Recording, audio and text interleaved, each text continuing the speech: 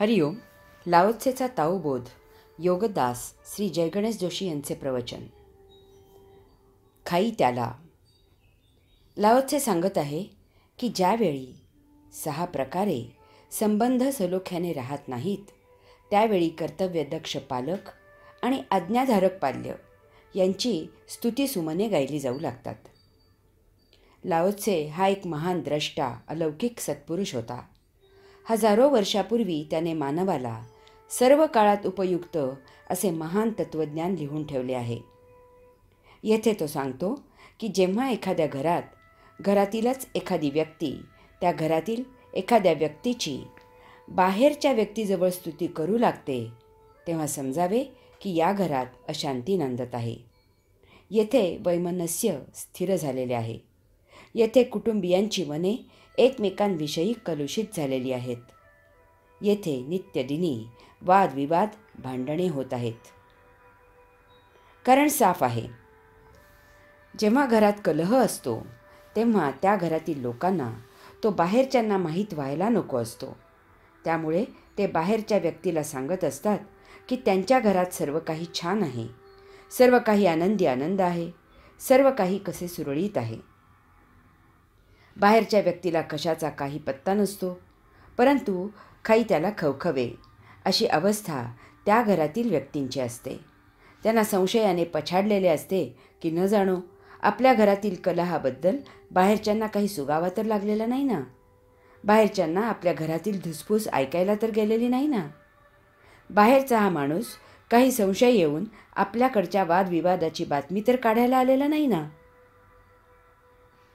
अशा संशयाने पछाडून कोणी काही न विचारता अशा घरातील लोक विनाकारण त्यांच्या घरात सदा सर्वदा कसे मन मिळावू, गोड वातावरण असते ते बाहेरच्यांना ऐकवत असतात. न घडलेल्याही सुरस कथा ऐकवत असतात. कोणी ऐकत नसला तर मुद्दाम विषय काढून ऐकवतात. लाओत्से म्हणतो की अशा घरी पालक पाल्यांची स्तुती करतात आणि पाल्य पालकांची स्तुती करतात. मुले म्हणतात की आमचे आईबाबा किती कर्तव्य दक्ष आहेत. असे आईबाबा पूर्वपुण्याईने क्वचित कोणाला लाभतात. आम्ही महाभाग्यवान आहोत म्हणून आम्हाला असे आईबाबा मिळाले आहेत. आमचे आईबाबा आमची फार काळजी घेतात. आईबाबा सांगतात की पुत्र व्हावा आईचा गोंडा, त्याचा तिन्ही काळी झेंडा. अशी आमची फार गुणी मुले आहेत. आम्हाला सुकन्या आणि सुपुत्र लाभले आहेत. श्रावण बाळाला लाजवतील अशी आमची मुले आम्हाला जपत असतात. यात एकच गोष्ट चांगली असते की अजूनही घरातील भांडणाची मर्यादा बाहेर उखाळ्या पाखाळ्या करण्या इतपत गेलेली नाही. याचा अर्थ असा आहे की एखाद्याने मध्यस्थी केली तर पुन्हा त्या घरात सुमंगल वातावरण होऊ शकते. ढिसाळ कारभारामुळे अराजक. भाग 1. या ओवीचा समारोप करताना लाओत्से सांगतो की जेव्हा देशात गोंधळ आणि अंधाधुंदी माजते तेव्हा एकनिष्ठ मंत्र्यांची स्तुतिसुमने गायला सुरुवात होते. देशात गोंधळ आणि अंधाधुंदी माजते याचे प्रमुख कारण म्हणजे देशाचा ढिसाळ कारभार. कारभारी जाग्यावर असला, चावडीत कोतवाल जागृत असला, देशाला लोहासारखे महाकणखर नेतृत्व असले तर देशाचा कारभार कसा सुरळीत चालतो. परंतु दुर्दैवाने असे नेतृत्व देशाला कायम लाभत नाही. काही पूर्व पुण्याईने असे नेतृत्व मिळाले तर ते फार काळ टिकत नाही. अनेक वेळा गोंधळ घालणारे, अंधाधुंदी करणारे असे नेतृत्व कोणत्याही मार्गाने नेस्तनाबूत करतात. आपल्या देशाला शिवाजी महाराजांचे नेतृत्व मिळाले म्हणून स्वराज्याचा अभिमान जागृत झाला. पुढे लोकमान्य टिळकांमुळे पुन्हा असे नेतृत्व लाभले आणि गुलामगिरीची मरगळी झटकली गेली. अलीकडे इंदिरा गांधींमुळे असे नेतृत्व मिळाले होते, परंतु दुर्दैवाने त्याचे काय झाले ते सर्वांना ज्ञात आहे. यात शापित दैवदुर्विलास असा आहे की अशा नेतृत्वामधून प्रेरणा घेऊन नवीन तरुण नेतृत्व उदयाला येत नाही. एक भगवंत श्रीकृष्ण होऊन गेले तर त्यांच्या प्रेरणेने प्रतिवर्षी 100 श्रीकृष्ण तयार व्हायला हवे होते.